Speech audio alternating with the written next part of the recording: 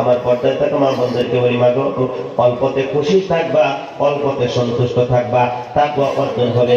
তাকওয়া অর্জন করেওয়ালা ব্যক্তির জন্য আল্লাহর 8টা জান্নাতের দরওয়াজা অপেক্ষা করতেছে।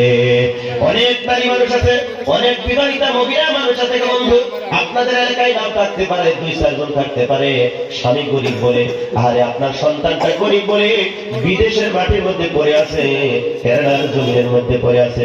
কারণ আপনি বাবা গরিব, সন্তানটা গরিব, টাকা নাই, টাকার অভাবে বাচ্চাদেরকে ভালো খাবার দেওয়ার জন্য, বাচ্চাদেরকে ভালো কাপড় দেওয়ার জন্য, স্ত্রীকে ভালো খাবার দেওয়ার জন্য, স্ত্রীকে ভালো পোশাক দেওয়ার জন্য আপনার সন্তানটা বিদেশের মাটির মধ্যে পড়ে আছে বন্ধু।